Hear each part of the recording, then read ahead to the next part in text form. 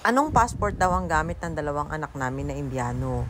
Assalamualaikum mga bebe. Maaga kong ginising si Imran. Sabi ko sa kanya, bumili kami sa palengke. Tapos, bago kami umalis, sinabi ko kay Anan, Anan, pupunta kami ng daddy mo sa palengke ha. Bantayan mo muna si Rehan. Sabi niya, okay mami. Kaya ayun, iniisip ko pa kung anong bibilin ko. Ang nasa isip ko, bibili ako ng isda, tsaka pang miso. Pero hindi ko pa alam kung anong bibilin ko ritong gulay. Kasi baka wala yung isda na hinahanap ko. Naghahanap kasi ako ng ulo ng salmon o kaya pag hindi ako nakakita nun, naghahanap ako ng pampano. Habang nag-iisip ako, sabi ko ay bibili muna ako ng itlog tsaka itong malagkit. Itong malagkit na to, kasi pinaplano ko magluto nung arroz a la Valenciana, yung tinatawag sa Pampanga na beringhe. Yung parang kalamay siya na style, tapos may ulam. Basta alam na yun ng mga Kapampangan. Kasi balak namin pumunta ng Pampanga. So, dadaling ko yun kapag naluto ko na. Pero sabi ko, Imran, pumunta muna tayo dun sa may tabi kasi naghahanap ako ng banana leaves, yung dahon ng saging. Wala akong mahanap. Tapos yun na lang, buti na lang, alhamdulillah, nandito si kuya. Ayan, oh. Nakakita ko ng banana leaves. Gagamitin ko yan sa pagluluto ko ng biringhe. First time ko magluluto ng arroz a la Valenciana. Kaya first time ko mga bebe kasi hindi ko masyadong type yung lasa noon. Pero yung paborito talaga ng mami ko. So, kapag nasa Pampanga kami, alam mo, tuwan-tuwa siya kapag may nagbibigay sa kanya ng biringi. Yun, kaya sabi ko, gagawa ko na lang si mami na medyo madami. Kasi, tsaka yung gagamitin kong sangkap, yung pang senior citizen. Hindi ko siya lalagyan ng pasas, hindi ko siya lalagyan ng patatas. Alam niyo yung para hindi masyadong tumas yung sugar niya kapag kumakain siya. Alam ko naman si mami, kapag nasimulan niya kainin yun, hindi talaga siya tumitigil. Ayan, bumalik na kami ni Imran, babalik na kami ni Imran sana dun sa bilihan ng gulay. Kaya lang sabi ko, ay pitingin na tayo ng isda. Ayan, tamang-tama naman. Yung mga isda ngayon, Sabado kasi nung pumunta kami. Kaya ayan, fresh na fresh yung mga isda, tsaka ang daming tao. Ayan, nakita ko yung pampano. Yun, pampano. Paborito ni Imran yan eh. 400 na pala yung isang kilo niyan. Tapos, ayan, bumili din ako ng, yan, yung salmon belly, yan. Yung mga, anong tawag dyan? Yung mga, tawag yata dyan, yung mga scrap. Tapos, kung bumili rin ako ng salmon head. Yung total na binayaran ko dyan is around 900 something. Yan, 400 kasi isang kilo din ng itong salmon belly. Tapos, bumili ako ng salmon head. Yan. Sabi ko kay kuya, pakilinis tong pampano, tapos pakihati sa dalawa. Yung isang kilo niyan, mga bebe, mga 3 piraso. Iniisip ko kung gagawin ko yung fish curry o kaya piprituhin ko. Bahala na si Batman kung ano yung lulutuin ko, basta naka-stack sa akin yan. Ayan, habang nakatulala si Imran, tinitingnan niya kasi kung paano maglinis si kuya. Yan, natutulala na siya. Tapos sabi ko, ba't ka nakatulala dyan? Sabi niya, hindi, tinitingnan ko lang si kuya. Ayan.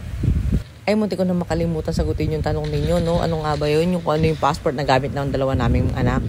Noong una mga bebe, nung nandun pa kami sa Abu Dhabi, si Anan, naka-Indian passport yan. FYI pala mga bebe, sa India, hindi sila nag-i-issue ng dual citizenship. Walang dual citizenship doon. So, kung parents ng bata ay Filipina at saka Indian, it's either Philippine passport lang or Indian passport. Sa Pilipinas kasi, pwede tayo sa dual citizenship. So, yun. Noong una, syempre, feel namin na Indian passport kasi susundan niya yung passport syempre ng citizenship ng tatay nila na Indiano. Tapos na-realize namin, mas powerful pala ang Philippine passport kaysa sa Indian passport. Sabi ko yung passport hindi immigration, okay? May mga magrereklamo na naman kasi sa inyo tungkol sa immigration system natin. Magkaiba yon. Passport. Mas strong ang passport ng Pilipinas kaysa sa India.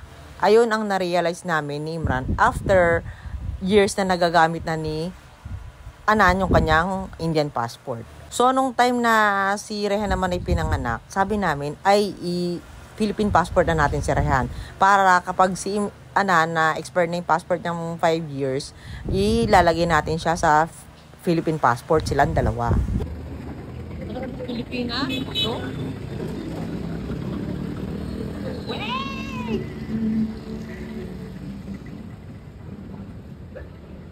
Okay.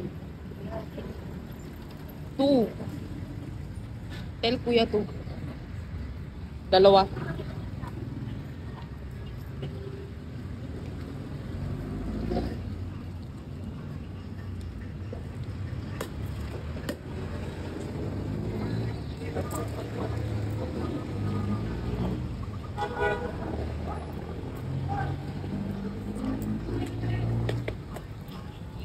Digital kuya, dalawa? Dalawa.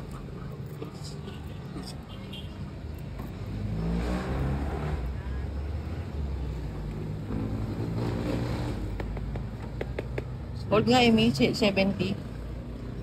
5. So, ayun, kaya hindi kami nagka-problema dito sa Pilipinas. So, nag-stay kami, hindi na nila kailangan ng visa.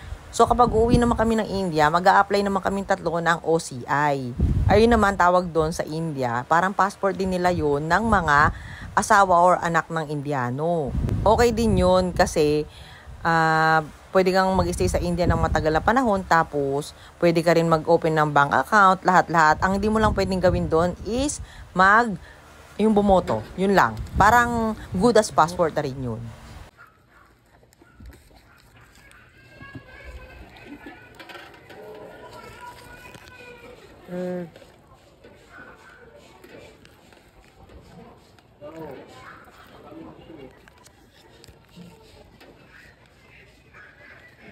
Paano ko mabubuhatin yun?